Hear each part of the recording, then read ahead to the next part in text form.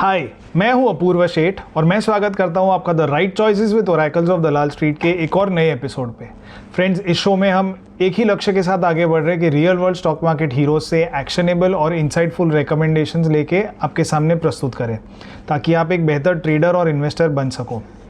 Friends, आज के जो हमारे गेस्ट हैं उनसे हम पहले भी मिल चुके हैं। उनसे ऑलमोस्ट एक साल पहले हमने एक शो रिकॉर्ड किया था और वो काफ़ी बढ़िया रिस्पांस मिला था। आज हमने इन्हें फिर से बुलाया है और आज हम एसएमई स्टॉक्स पे बात करने वाले। बहुत सारे लोग हमारे यूट्यूब वीडियोस पे नीचे कमेंट सेक्शन में लिखते हैं कि एसएमईज में कैसे इन्वेस्ट करें, इसके ऊपर एक सेशन कीजिए। तो I think there can not be anyone better than mister Aditya Joshi. तो आदित्य जोशी जी sovereign.com के को फाउंडर और सीईओ है और he specialises in investing in micro caps and small cap companies.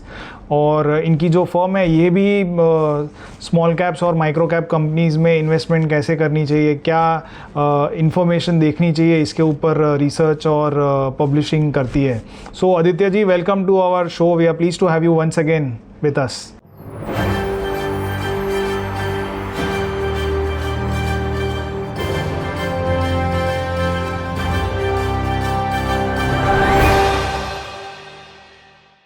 Thank you so much, Apu. Thank you so much for having me back again.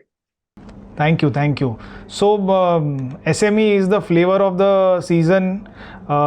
मेरा एक disclosure दे दूँ कि I am very sceptical about SMEs. I have been so I do another monthly markets inside video जहाँ पे मैं एक chart दिखाता हूँ, SME IPO इंडेक्स का chart, which is like the best performing index across the world. सिर्फ India में ही नहीं बट पूरे दुनिया में सबसे बढ़िया performing index is SME IPO index.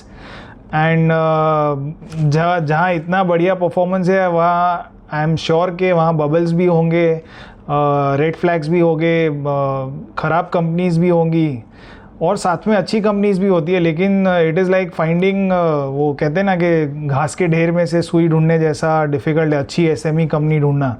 So what is the process that we should follow and how do we go about with it. तो आज इसके ऊपर आपसे चर्चा करेंगे। आई होप कि हमारे जो ऑडियंस है उन्हें भी मज़ा आएगा, मुझे तो मज़ा आने ही वाला है।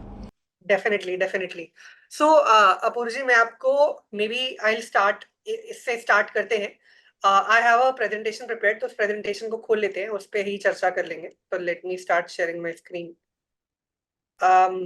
तो मे बी पहले हम स्टार्टिंग में थोड़ा एसएमईज के बारे में बता देते हैं कि एसएमईज है क्या एंड क्यों एसएमई इन्वेस्टिंग में काफी अच्छे रिटर्न्स आ सकते हैं और क्या रेड फ्लैग्स हैं, ये भी थोड़ा हम डिस्कस कर लेंगे। तो पहले मैं ये बोलना चाहूंगा कि देखिए, दुनिया में सारी कंपनियां जो है एक ना एक कभी ना कभी एसएमई ही थी। हर जो भी, अब कोई 50 साल का इंसान है, 60 साल का है, वो भी बच्चा ही था, राइट। सिमिलरली हर बड़ी कंपनी जो भी बड़ी बनी है, सारी एज एन एसएमई ही स्टार्ट हुई थी, सारी as a small company start हुई थी। एसएमई का डेफिनेशन आप मान लीजिए, 1000 करोड़ से नीचे की कंपनियां एसएमई बोर्ड पे काफी बारी आईपीओ कर जाती हैं, तो वो सारी काफी छोटी छोटी कंपनियां होती हैं। अब आप देखिए, छोटी कंपनियों में क्या होता है कि छोटी कंपनी को अगर बड़ा बनना है तो ऑब्वियसली हर छोटी कंपनी बड़ी नहीं बन पाती। कुछ छोटी कंपनियां हमेशा ही छोटी रह जाती है, इसलिए, और कुछ छोटी कंपनियां बंद भी हो जाती हैं। अभी एक 1 लाख करोड़ की कंपनी, अब एचडीएफसी बैंक है, एचडीएफसी बैंक बंद होने का चांस लगभग 0 है। एचडीएफसी बैंक बंद नहीं हो सकता, राइट। तो इतना बड़ा बैंक है, टू बिग टू फेल है। बट छोटी कंपनियों में ऑब्वियसली अगर कंपनी में डिसीजन गलत ले लिए गए तो छोटी कंपनी बंद भी हो सकती है, तो एक बहुत बड़ा रेड फ्लैग भी होता है। बट अगर छोटी कंपनी अच्छी निकली और उन्होंने ग्रोथ किया तो वहां पे जो रिटर्न्स है वो बहुत मैसिव भी आ सकते हैं। आप देखिए, आप सोचिए, अगर आपने 30 साल पहले या 20 साल पहले रिलायंस में पैसा लगाया होता या आईटीसी में लगाया होता, जब ये छोटी कंपनियां थी, तो रिटर्न्स मैसिव आते, राइट। टाइटन में जैसे लगाया होता तो रिटर्न्स मैसिव आते। तो वही छोटी कंपनियों में अगर आपको अच्छी मिल गया तो भैया ग्रोथ बहुत अच्छा भी आ सकता है, और खराब मिल गया तो कंपनी बंद भी हो सकती है।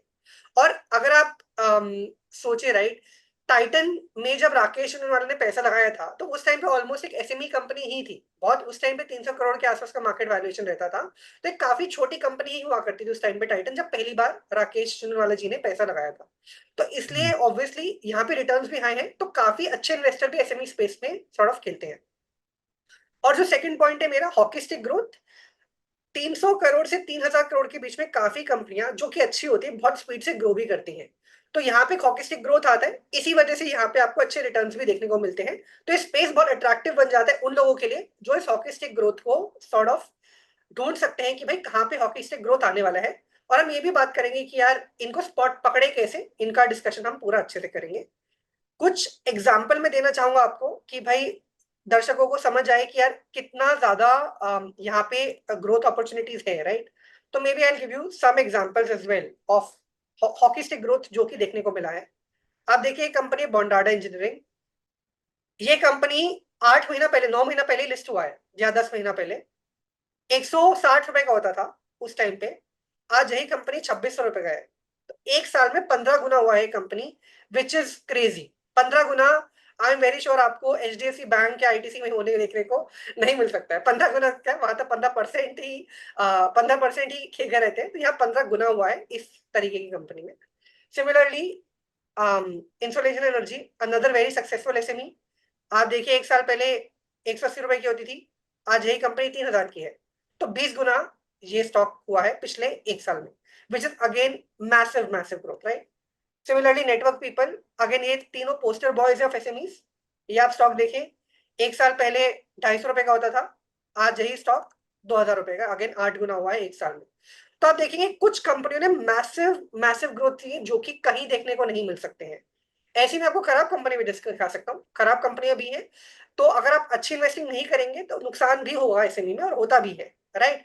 तो इसलिए दोनों तरीके के पॉसिबल है। हमारा काम बस ये है कि अच्छे से जितना हो सके प्रिकॉशन के साथ ऐसी कंपनीज को ढूंढने का प्रयास करना, ये हमारा सॉर्ट ऑफ गोल रहना चाहिए। एक और चीज जो मैं सब दर्शकों को बताना चाहूंगा SMEs के बारे में, कि इनमें एक लॉट साइज होता है। लॉट साइज का क्या मतलब है कि आप SME का एक स्टॉक नहीं खरीद सकते, आपको पूरा लॉट खरीदना पड़ेगा। लॉट 1000 शेयर्स का हो सकता है, 1600 शेयर्स का हो सकता है, 2000 शेयर्स का हो सकता है, 500 शेयर्स का भी हो सकता है। बट इसका इम्प्लीकेशन क्या है कि एक लॉट टिपिकली 1 लाख से कम का, 1 लाख रुपए से कम का नहीं होता है। तो आपका मिनिमम 1 से 2 लाख या कभी कभी 3-4 लाख 5 लाख भी लग सकता है। तो कोई भी इन्वेस्टर जिसका पोर्टफोलियो 15 लाख से छोटा है, आइडियली उसको ऐसे में इन्वेस्टिंग नहीं करनी चाहिए, क्योंकि एक SME अगर 4-5 लाख की आ गई तो 1/3 पोर्टफोलियो तो एक स्टॉक में ही चला जाएगा। तो वो ये मुझे लगता है कि 15 लाख का मिनिमम पोर्टफोलियो साइज होना चाहिए, तभी SME में आना चाहिए। पहले अपना पोर्टफोलियो साइज बड़ा कीजिए, उसके बाद SME इन्वेस्टिंग करिए when once you reach the 15 lakh का थ्रेशोल्ड। नहीं तो आप बहुत डिपेंडेंट सॉर्ट ऑफ हो जाएंगे SMEs पे। सो आदित्य जी, मेरा एक सवाल है कि ये जब SME का IPO आता है तभी तो उसका जो लॉट साइज़ है वो लगभग लाख सवा लाख रुपए के करीब का होता है। फिर जब लिस्टिंग होती है और स्टॉक के प्राइस बढ़ते हैं तो क्या ये जो लॉट साइजेस है इसका कुछ फ्रीक्वेंसी है कि after a certain period 3 months और 6 मंथ्स ये रिवाइज होते हैं और depending on the price move ये लॉट साइज कम या ज़्यादा होती है? बिल्कुल सही बोल रहे हैं, ऐसा होता है। हर 2 महीने बाद लॉट साइज रिवीजन होता है। उन कंपनीज को देखा जाता है जहां पे लॉट बहुत बढ़ गया है, क्योंकि ऐसा हो सकता है कि कंपनी ने अच्छा परफॉर्म किया और लॉट 1 लाख से सीधा 10 लाख हो गया, 5 लाख हो गया। अभी 5 लाख का लॉट तो बहुत HNIs के भी रीच के बियॉन्ड जा रहा होता है, राइट। मतलब अगर आपका 1 करोड़ का भी पोर्टफोलियो है तो भी आप 2 ही लॉट ले पाओगे, अगर अगर 5 लाख का लॉट साइज है, राइट। तो हर 2 महीने बाद लॉट साइज रिवीजन होता है। जिनके लॉट साइज बहुत बढ़ जाते हैं उनको रिवाइज करते जाता है। अब मैं आपको एग्जाम्पल दे सकता हूँ कि एक स्टॉक था जेंसॉन इंजीनियरिंग करके, एक टाइम पे उसका लॉट से 8 लाख रुपए पहुंच गया था, मतलब लॉट की जो वैल्यू थी। फिर वो कट के काफी कम हो गया था जब उसका रिवीजन हुआ था। तो रिवीजन फ्रीक्वेंटली होते हैं, हर 2 महीने बाद लॉट साइज की वैल्यू को देखा जाता है, उसके बेसिस पे एक्सचेंज लॉट साइज रिवीजन भी करता है। एंड जो आपने IPO में दूसरा पॉइंट बोला, IPO के टाइम पे सिर्फ 1 लाख का लॉट साइज होता है, तो ऑफकोर्स जो अच्छे IPO है, नो ब्रेनर है कि वहां पे पैसा डालना चाहिए, क्योंकि अगर अलॉट हो गया तो काफी बारी वो डबल ट्रिपल ऐसी भी लिस्टिंग खुल सकता है। एक और चीज मैं आपको बोलना चाहूंगा कि अभी NSE ने एक नया रूल लाया है कि कोई भी NSE SME जो है वो 90% से ऊपर खुल नहीं सकता। तो अगर 100 रुपए का स्टॉक है तो 190 से ऊपर उसको अलाउ ही नहीं करेंगे जाने का। ऐसा रूल NSE ने अभी लागू किया है। तो पहले क्या हो रहा था, 100 रुपए का स्टॉक 300-400 कहीं पे भी खुल रहा था, अभी वो बंद हो गया है। स्टॉक अभी 190 पे ही खुलेगा। बट अगर स्टॉक अच्छा है तो काफी अच्छे लिस्टिंग गेन्स मिल सकते हैं। सो ये लिस्टिंग डे पे इसका जो गेन्स है वो 90% पे लिमिट कर देंगे, लेकिन उसके बाद में जो सर्किट लिमिट रहती है वो कितने परसेंट की रहती है SMEs में? करेक्ट। तो लिस्टिंग डे के बाद पहले 10 दिन तक 5% का सर्किट रहता है, और 10वें दिन ये सर्किट लिमिट रिवाइज होकर 20% हो जाती है। 10वें 9वें दिन ऐसा कुछ रहता है। पहले 9-10 दिन 5%, फिर 20% के करीब का सर्किट हो जाएगा आफ्टर दैट। Okay. या तो ये रहता है। और आपने देखा हुआ ये स्टॉक्स बहुत ही काफी सारे स्टॉक सर्किट में ही रहते हैं, तो इनको बाय करना सेल करने में भी वो होता है। एक तरीका जो है कि अगर आपको इनको बाय भी करना है ना और सर्किट स्टॉक एनालिट से, तो आपको एक दिन पहले, मतलब आप मान लीजिए जैसे आज का दिन है, तो अब रात में 10 बजे 9 बजे ऑर्डर डालकर सोइए, एमओ ऑर्डर डालकर सोइए सर्किट लिमिट का, तब चांस है कि आपको मिले। वैसे तो हो सकता है तब भी ना मिले, बट एटलीस्ट प्रोबेबिलिटी बढ़ जाएगी। सुबह उठ के डालेंगे ऑर्डर इन द मार्केट तो पक्का नहीं मिलेगा। तो ये भी एक हैक है कि यार पहले रात में ऑर्डर डाल के सोना पड़ेगा, स्पेशली सर्किट स्टॉक्स में, नहीं तो वो नहीं मिलने वाले। हम्म। ठीक है। तो एनी अदर क्वेश्चंस अपूर्व जी इस पे, एसएमई तो इसमें जीटीटी ऑर्डर भी डाल सकते हैं ना? जीटीटी? जीटीटी वही होता है ना जिसमें आप एक फिक्स प्राइस पे डालते हैं, तो वही जीटीटी ऑर्डर ही डालना पड़ेगा। गुड टिल ट्रेड, जब तक ट्रेड नहीं होता 1 साल तक तो मिनिमम हाँ। वैलिडिटी रहता है, तो ये अच्छा, भी हाँ वो डाल भी कर के सकते छोड़ हैं। सकते हैं। अगर हाँ इन फ्यूचर अगर कहीं पे भी वो प्राइस मीट कर जाता है तो मिल जाएगा।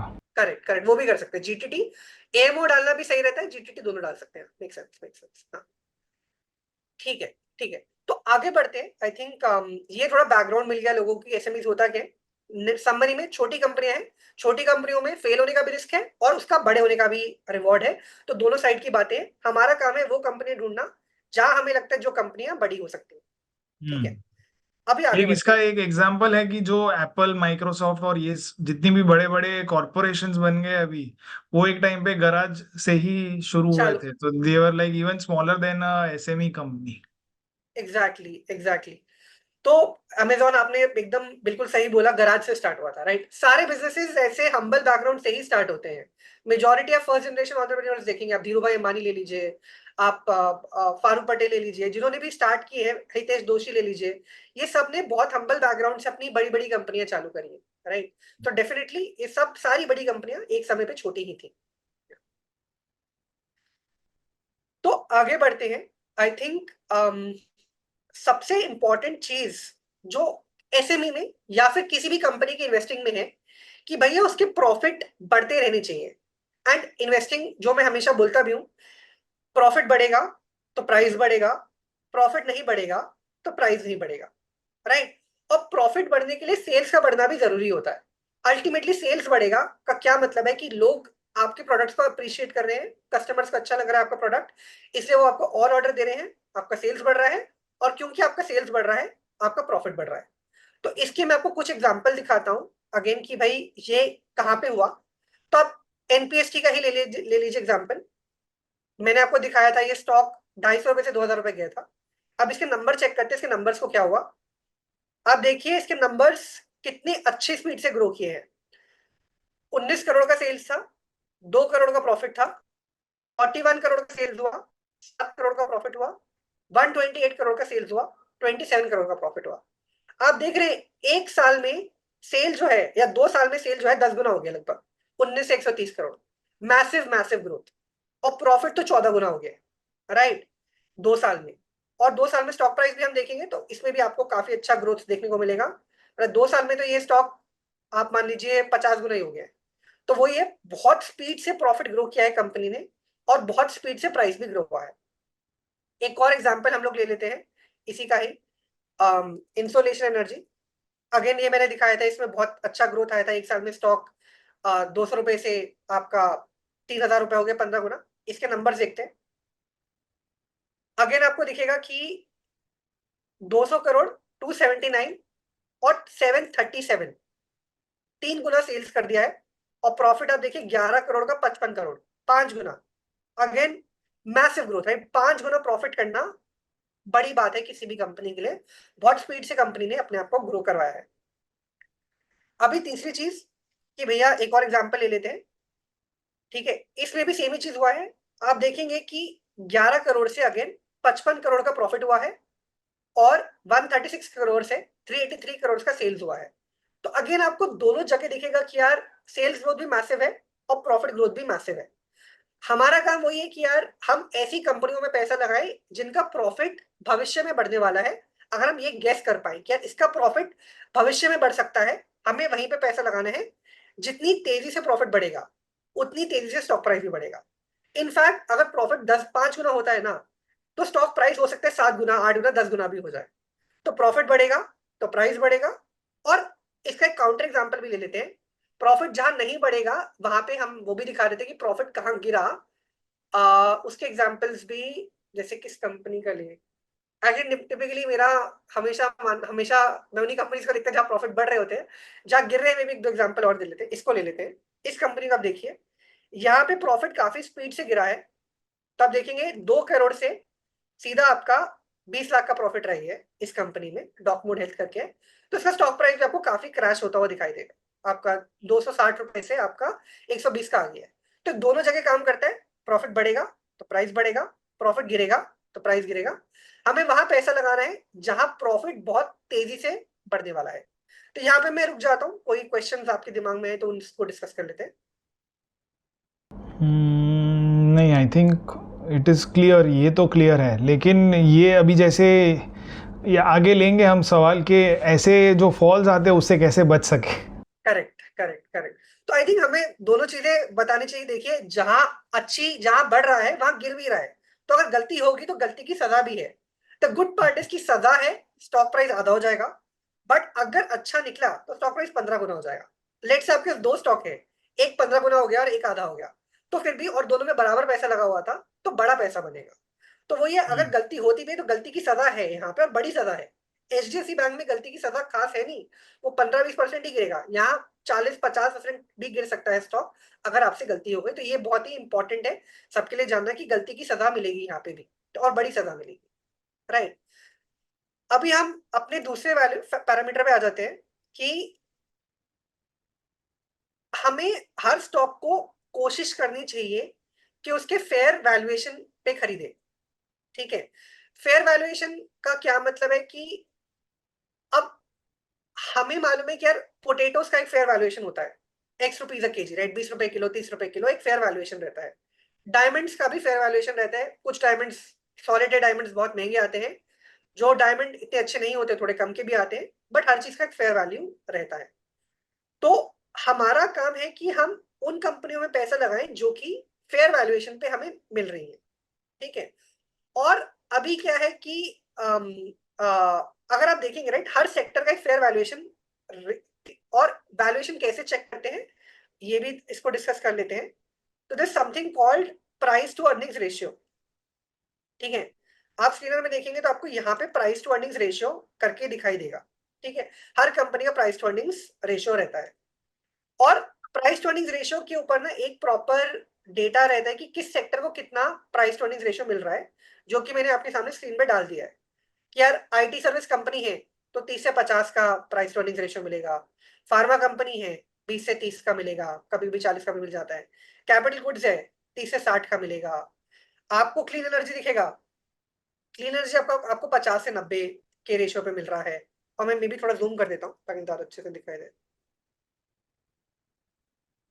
हाँ, तो आप देखेंगे यहाँ पे, हाँ, तो क्लीन एनर्जी है, ये 50 से 90 के रेशियो पे है। आपका माइक्रो फाइनेंस है, ये 10 से 20 के रेशियो पे है। अगर आप कैपिटल गुड्स देंगे 30 से 60 के रेशियो पे है। तो हर सेक्टर का अपना एक प्राइस टू अर्निंग रेशियो रहता है। और इसमें आपको ये भी दिखा दें, जैसे डिफेंस सेक्टर है, डिफेंस सेक्टर कहाँ है, डिफेंस, खैर हाँ हाँ दिख गया। तो डिफेंस 50 से 100 है। तो हर सेक्टर का एक proper well defined price to earning ratio है, जहां उसका मार्केट मानती है कि फेयर वैल्यूएशन रहता है। हमें कोशिश करनी चाहिए कि यार हम वहीं पे ले जहां वैल्यूएशन फेयर है। अभी आपको मैं एग्जांपल देता हूँ, एंड मे बी आपको प्रॉपर एग्जांपल डेटा के साथ ही दिखाते हैं। एक कंपनी थी वारी रिन्यूएबल टेक्नोलॉजीज। ठीक है। ये एक मतलब एक टाइम पे कैसे भी हुआ करती थी, अभी तो प्रॉपर मेन बोर्ड कंपनी है। इसका जो प्राइस टू अर्निंग्स रेशियो है ना, ये 250 भी पहुंच गया था एक टाइम पे, कि भाई 200-250 पे ऊपर ये ट्रेड करी थी, जो कि बहुत हाई है। क्लीन एनर्जी आपका 50 से 100, कभी कभी 120 के आसपास ही ट्रेड करता है, ये 250 पे ट्रेड करी थी। ठीक है। और इसके नंबर खराब आ गए, रिजल्ट खराब आ गए, तो स्टॉक सीधा 3000 रुपए से 2000 रुपए का हो गया। तो अगर आप गलत वैल्यूएशन पे ले लेंगे तो स्टॉक के करेक्ट होने के चांसेस बहुत हाई हैं। अगर आप सही वैल्यूएशन पे लेंगे तो डाउनसाइड्स आपकी थोड़ी लिमिटेड रहती है। ठीक है। तो sectoral price to earnings ratio जो है वो बहुत ज्यादा इंपॉर्टेंट सॉर्ट ऑफ हो जाता है हमारे लिए, कि हम सही प्राइस टू अर्निंग्स रेशियो पे लें। कोशिश हमारी रहनी चाहिए कि यार 30 से कम के प्राइस टू अर्निंग्स रेशियो पे ले लें, कि यार जितना सस्ता मिले उतना अच्छा।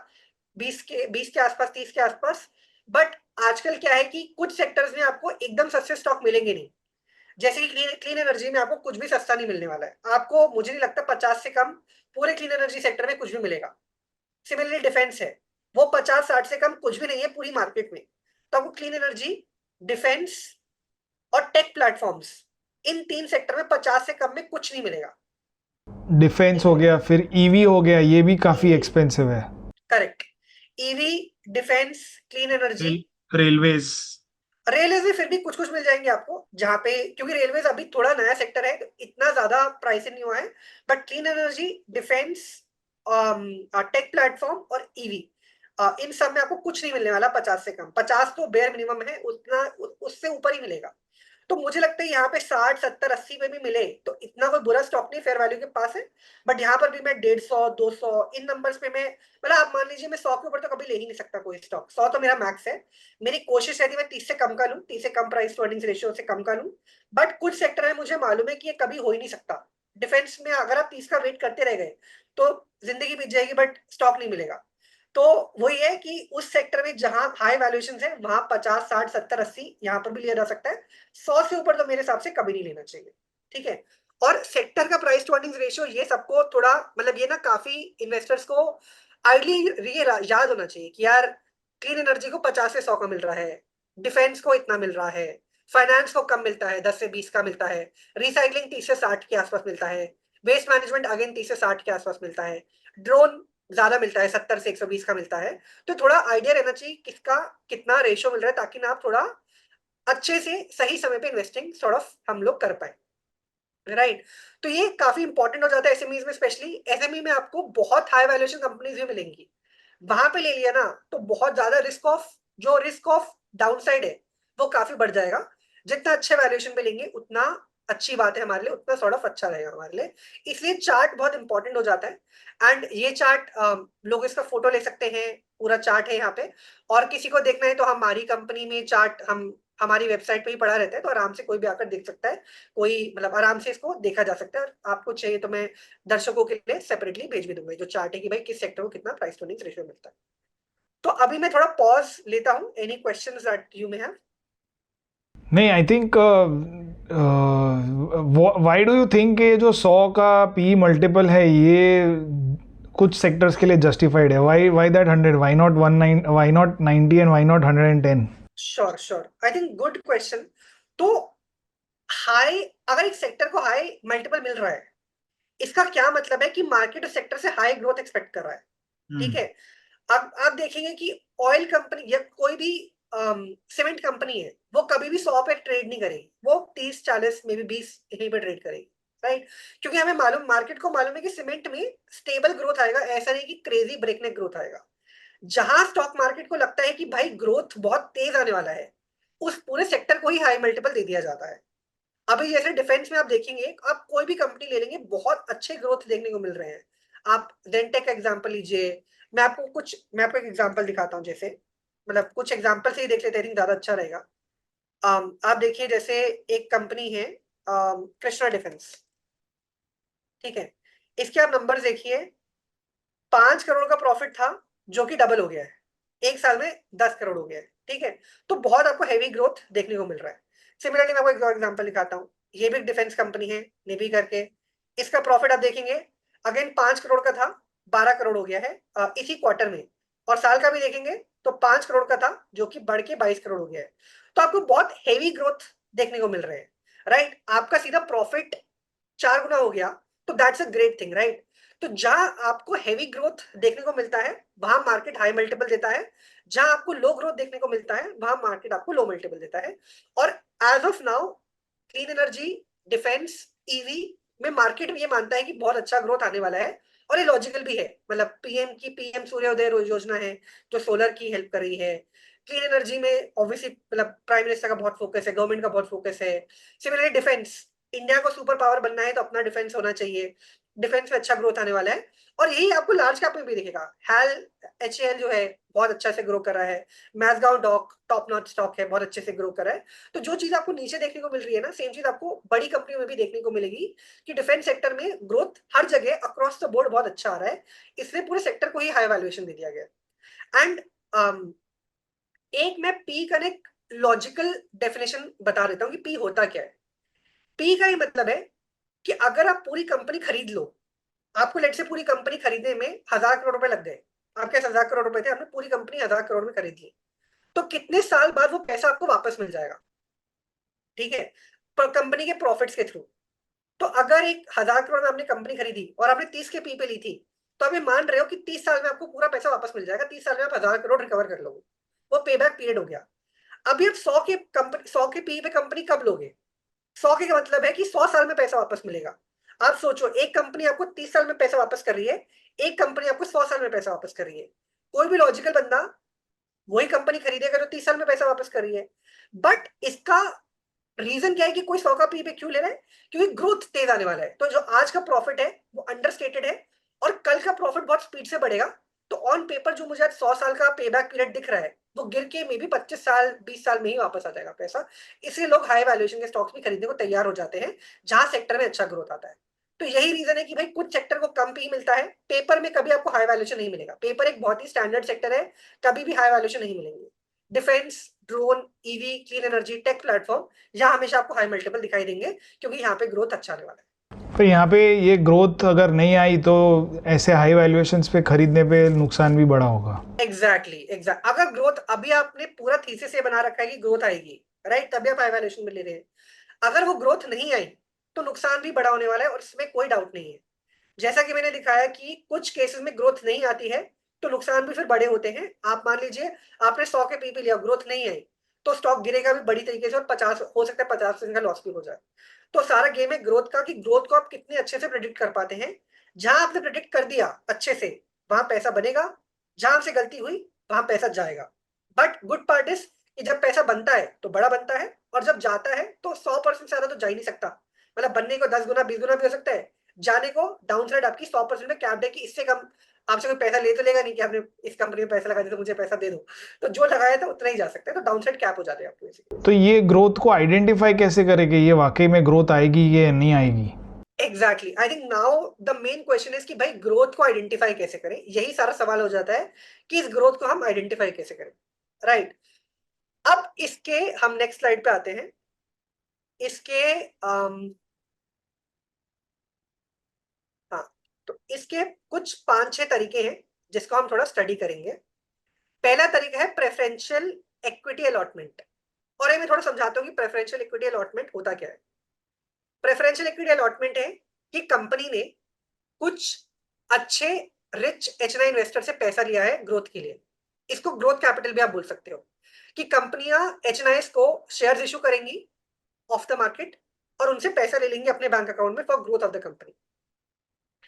जब भी प्रेफरेंशियल इक्विटी अलॉटमेंट होता है, एच के पास नए शेयर एलोकेट हो जाते हैं और कंपनी के बैंक अकाउंट में पैसा ट्रांसफर हो जाता है और कंपनी के प्रमोटर को बोला जाता है कि भाई आप इस पैसे से कंपनी को ग्रो कराइए।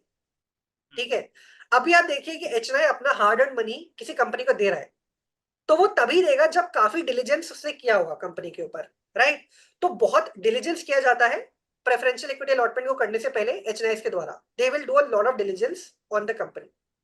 और कंपनी के अकाउंट में कैश आ गया है, इससे कंपनी अपने आप को बड़ा करने का कोशिश कर सकती है। कंपनी के अकाउंट में लेट से 100 करोड़ रुपए आ गए, उससे कंपनी नई फैक्ट्री लगा सकती है, उससे कंपनी वर्किंग कैपिटल को फंड कर सकती है, उससे कंपनी नए इक्विपमेंट खरीद सकती है, नए लोगों को हायर कर सकती है। तो काफी कुछ अच्छा कंपनी कर सकती है इस कैश से। एंड अगेन मैं आपको थोड़े एग्जांपल्स दिखाता हूँ कि ये कहाँ पे हुआ है। और यहीं पे हमारा प्लेटफॉर्म सॉवरेन भी डेटा देता है कि भाई कहाँ पे प्रेफरेंशियल इक्विटी अलॉटमेंट हो रहे हैं। तो एक बार देख लेते हैं। अभी जैसे आप हमारे डिस्कवरी प्लेटफॉर्म में जाएंगे तो यहाँ पे आपको सारा दिख जाएगा कि भाई कहाँ पे प्रेफरेंशियल सॉर्ट ऑफ हुआ है। ठीक है, तो प्रेफरेंशियल मैंने देखा कि किन किन कंपनी में हुआ है।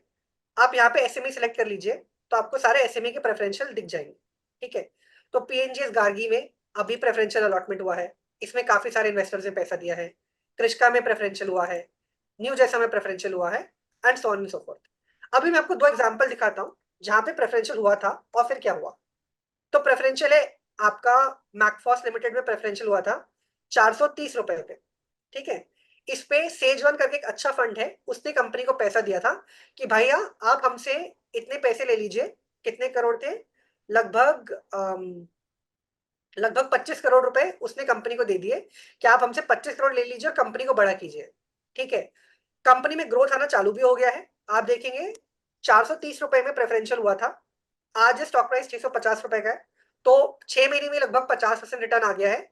इनफैक्ट पहले तो 800 रुपए भी पहुंच गया था, डबल हो गया था पैसा, अभी थोड़ा सा गिरा हुआ है। और आप ग्रोथ देखेंगे तो आपको ग्रोथ भी दिखना चालू दिखाई दे जाएगा कि भैया 2.5 करोड़ के प्रॉफिट से 4.5 करोड़ का क्वार्टरली प्रॉफिट हो गया है। ईयरली भी हम देखेंगे तो वो भी बढ़ रहा है। तो प्रॉफिट आना बढ़ना चालू हो गया है, इसलिए इसका प्राइस भी बढ़ गया है। 430 रुपए से आपका लगभग अभी 650 पे चल रहा है। ये प्रेफरेंशियल का केस है। मैकफॉर्स लिमिटेड स्टेज 1 से प्रेफरेंशियल किया 25 करोड़ रुपए का। ठीक है, आपको एक और एग्जांपल देते हैं, कृष्णा डिफेंस।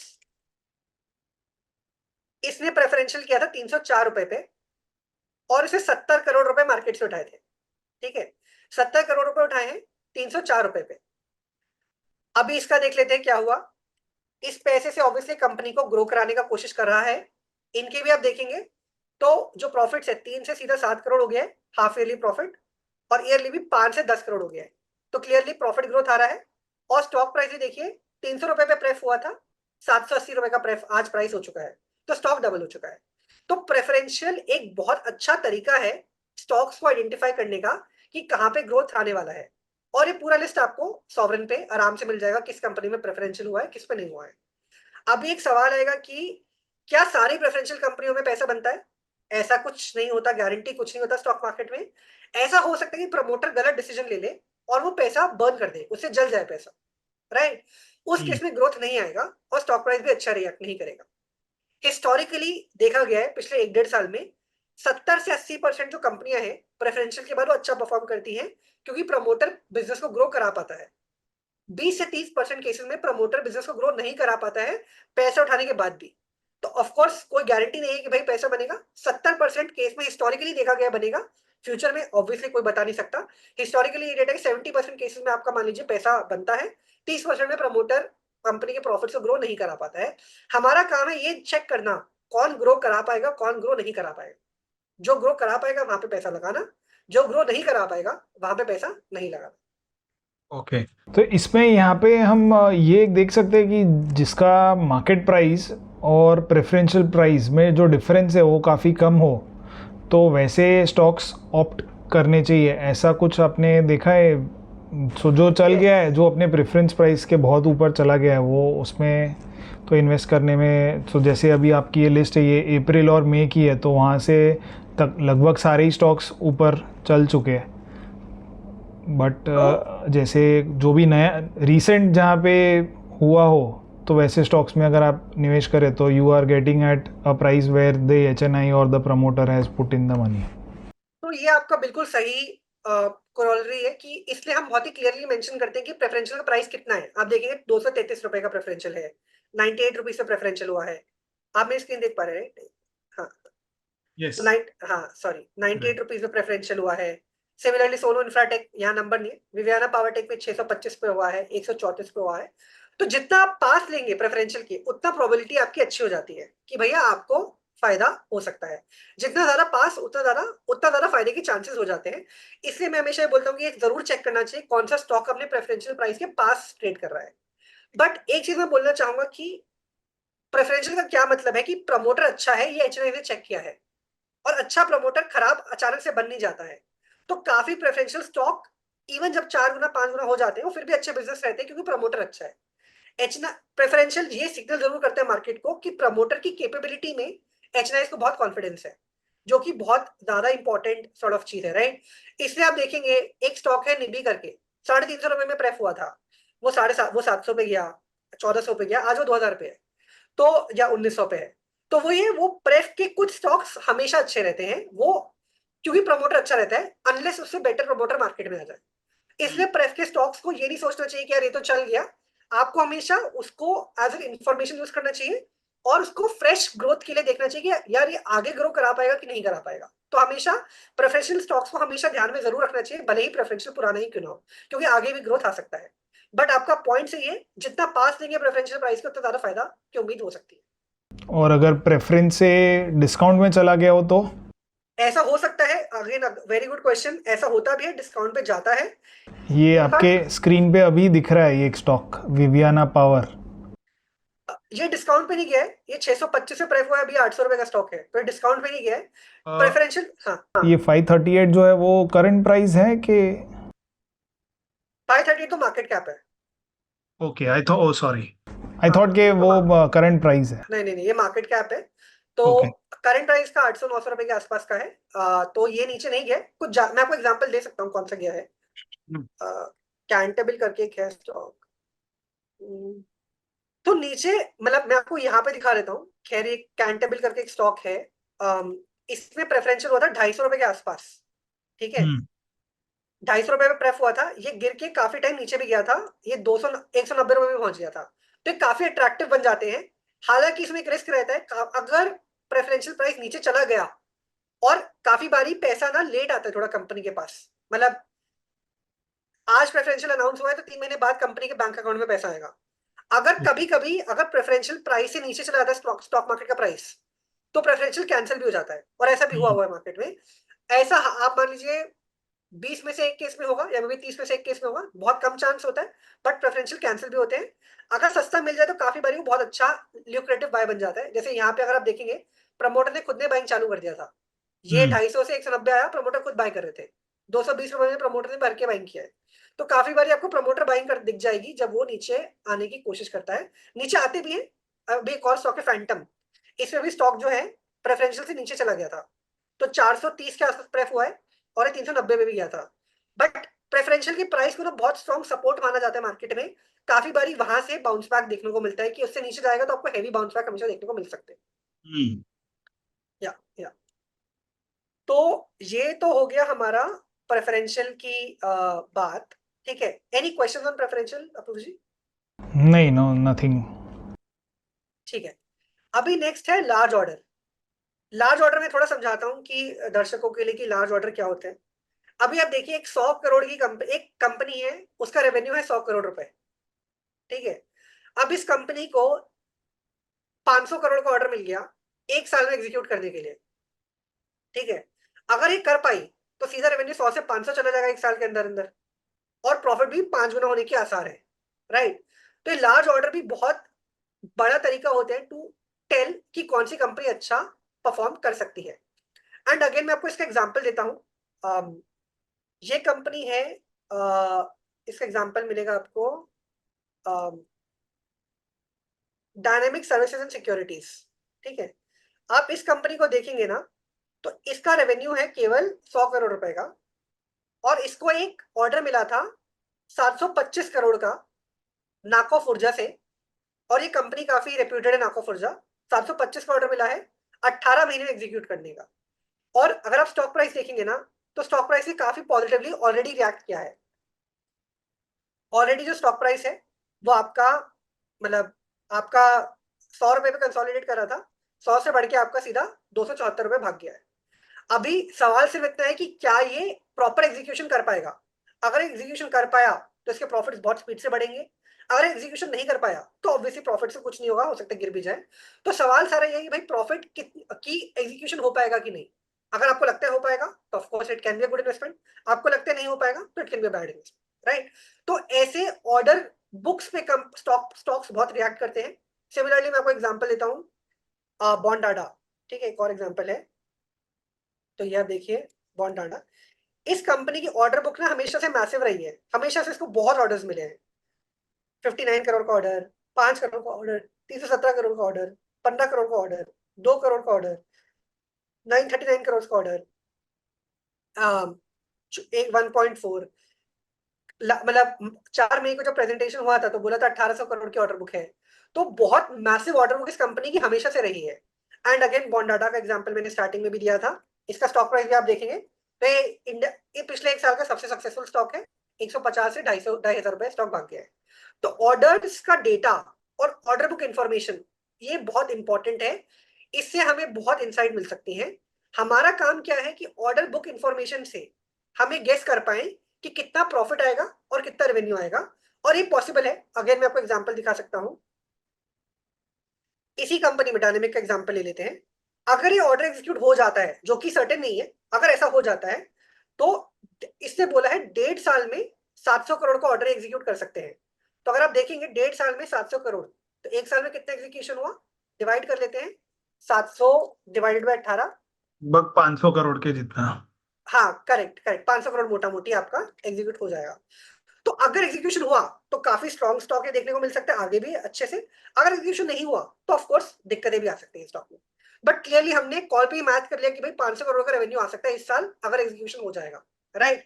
तो इसी तरीके से हम किसी भी स्टॉक का मैथ कर सकते हैं कि कितना रेवेन्यू आएगा। और आपने भी रेवेन्यू तो ओरली कर लिया, 700 करोड़ 1.5 साल, 500 करोड़ 1 साल। आप प्रॉफिट मार्जिन ले लो तो आप ये भी गेस कर पाओगे कि कितना प्रॉफिट आएगा। इसी के केस में अगर हम एग्जांपल ले लें तो इस कंपनी का जो प्रॉफिट मार्जिन है वो करीबन रहता है आपका मोटा मोटी 10% का। तो अगर 10% का मार्जिन पकड़े और आपने 500 का नंबर निकाला, 450 500, तो 40-45 करोड़ का प्रॉफिट आ सकता है बेस्ड ऑन थ्योरेटिकल कैलकुलेशन। अभी सारा गेम है ये डिसाइड करना कि ऑर्डर एग्जीक्यूट हो भी पाएगा कि नहीं हो पाएगा, राइट। बट डेटा हमारे पास टॉप नॉच आ गया, हमने प्रॉपर एक साल बाद का रेवेन्यू नंबर भी निकाल दिया है कॉल पे बैठे बैठे, और प्रॉफिट नंबर भी निकाल दिया कॉल पे बैठे बैठे। अब हमें वापस जाके रिसर्च करना है कि भाई ये हो भी सकता है कि नहीं हो सकता है। That's the game of the, that's the game, right. But सारा डेटा का खेल है, पूरा का पूरा डेटा का खेल है, राइट। एनी क्वेश्चन है? नो। राइट। तो अगेन ऑर्डर डेटा बहुत इंपॉर्टेंट है, और आप देखेंगे कि बहुत स्टॉक्स ऑर्डर बुक्स पे रिएक्ट करते हैं। एक और मैं हिस्टोरिकल स्टॉक का एग्जांपल लूंगा, नॉलेज मरीन। तो अब नॉलेज मरीन में देखेंगे ना, इनको एक बहुत बड़ा ऑर्डर मिला था आज से 2-2.5 साल पहले। उसके बाद स्टॉक सीधा, और मैं आपको डेटा से दिखा देता हूं इस कंपनी का। तो इस स्टॉक को आज से 2-3 साल पहले बहुत बड़ा ऑर्डर मिला था, और ये स्टॉक सीधा एकदम आप देखेंगे यहां से यहां भाग गया था। 40 रुपए का होता था और सीधा आपका 1400-1500 रुपए भाग गया था। तो ये हिस्टोरिकल एग्जांपल है, इसका आप ऑर्डर कोई देखना चाहेगा तो इसकी फाइलिंग पढ़ सकता है और देख सकता है कि इसको बड़ा ऑर्डर आज से 2-2.5 साल पहले मिला था। और एक क्लीन एग्जांपल है जहां पे बहुत फायदा हुआ कंपनी को अपने बड़े ऑर्डर का, ठीक है। सो आदित्य जी, एक सवाल है कि हाँ आप तो बहुत ही अच्छी सर्विस दे रहे हो, जो ऑर्डर बुक का आपने पूरा कंपाइलेशन ही बना दिया है। सो जो हमारे इन्वेस्टर, जो व्यूअर्स है, जो इन्वेस्टर्स है, उनको खुद को अगर ये करना हो तो क्या उन्हें इंडिविजुअली 4,000 कम, जो 4,000 तो लिस्टेड मेन बोर्ड कंपनीज है, SMEs I don't have the number, लेकिन वो भी आई थिंक 200-300 तो मिनिमम होगी या उससे ज़्यादा है? 600 से ज्यादा ही है, 600-700 से ज्यादा 600 कंपनीज है, तो इतनी सारी कंपनीज की ऑर्डर बुक मतलब कैसे, अगर किसी को आइडेंटिफाई करनी है तो how can someone go and identify it? Sure sure. तो एक तरीका तो सॉवरेन में ही है कि आप सॉवरेन को पढ़ लीजिए, वहां पे है। बट अगर किसी को सॉवरेन से अलग जाना है कि भाई हमें बेस देखना है कि सॉवरेन कहाँ से दिखता है, राइट। ये सवाल है कि आप कहाँ से दिखते हो, आप, हम भी तो कहीं से दिखते हैं। तो मैं आपको दिखा देता हूँ हम कैसे करते हैं। लाइव एग्जाम्पल ही ले लेते हैं। तो जैसे आप बीएससी की वेबसाइट पे जाइए, ठीक है, बीएससी की वेबसाइट पे, बीएससी, ठीक है। तो यहाँ आप जैसे कंपनी का नाम लिख लीजिए बॉन्ड डाटा, ठीक है। आपने नाम लिखा बॉन्ड डाटा, यहाँ पे सारी फाइलिंग्स है, यहाँ पे अनाउंसमेंट्स में सारी फाइलिंग्स है। तो आपको ये सारी फाइलिंग पढ़नी पड़ेंगी, ठीक है। इसमें से एक इन्वेस्टर प्रेजेंटेशन की फाइलिंग है, जहाँ पे इन्वेस्टर प्रेजेंटेशन दिया हुआ है, उसके अंदर ऑर्डर बुक होगा और सारे ऑर्डर की इंडिविजुअल फाइलिंग आती रहती है। तो आपको ये सारी फाइलिंग पढ़नी है, राइट। और यहाँ से आप ये डेटा खुद बना सकते हैं, हम भी यहीं से बनाते हैं। हर बंदा जो भी मार्केट में स्टडी करता है वो यहीं से ही सॉर्ट ऑफ फाइलिंग बनाता है। एक और चीज मैं बोलूंगा कि एक हमारा बहुत ही इंटरेस्टिंग फीचर भी कि लेट से आपको किसी कंपनी का ऑर्डर बुक ट्रैक करना है, आपको कंपनी का नाम मालूम है, आप उसका डेटा ट्रैक करना चाहते हो, तो आप हमारे पल्स फीचर में अपनी कंपनी का नाम डाल दो, उसकी सारी रिपोर्ट्स आपके पास ऑटोमेटिकली आती रहेंगी आपके ऐप पे, और फ्री फीचर है, इसमें कोई चार्ज नहीं है। तो जैसे आपको केपी एनर्जी को ट्रैक करना है, आप नाम डाल दो केपी एनर्जी का, इसकी सारी अनाउंसमेंट्स आपके पास ऑटोमेटिकली आती रहेंगी। तो आप पढ़ लो सीधा कि किस अनाउंसमेंट में क्या लिखा है, और आप आसानी से इसके थ्रू भी कर सकते हो, एक एक अनाउंसमेंट आपके पास पढ़ा होगा, ठीक है। तो ये भी एक सेकंड तरीका है कि आप वॉच लिस्ट बना लो और उसके बेसिस पे आप एक एक करके पढ़ लो इस तरीके से। तो ये 3 तरीके हुए कि आप सॉवरेन में डायरेक्टली चले जाओ ऑर्डर बुक सेक्शन में, या फिर आप बीएससी की वेबसाइट पे चले जाओ और एक एक फाइलिंग को पढ़ लो, या फिर आप बीएससी की फाइलिंग्स को अपने पास ले लो इन एन ऐप फॉर्मेट, और फिर वहां से आप पढ़ लो कि कितना किस तरीके का सॉर्ट ऑफ वो रह सकता है। तो ये थे आदित्य जोशी जी। इनके साथ हुए इस एपिसोड में हमने एसएमई इन्वेस्टिंग के कुछ बेसिक्स देखे और कैसे हमें एसएमई इन्वेस्टिंग करने के लिए कंपनीज को आइडेंटिफाई करना चाहिए, क्या चीज़ें देखनी चाहिए, ये हमने देखा। आगे आने वाले एपिसोड में हम इस कॉन्वर्सेशन को और भी ज़्यादा आगे बढ़ाएंगे और देखेंगे कि कैसे आप एसएमई इन्वेस्टिंग में जो रेड फ्लैग्स है, जो अवॉइडेबल कंपनीज़ है, उन्हें आप कैसे आइडेंटिफाई कर सकते हो, फिर आपको कैसे एंट्रीज लेनी चाहिए और कैसे एग्जिट लेनी चाहिए, किन पैरामीटर्स पे एग्जिट लेनी चाहिए।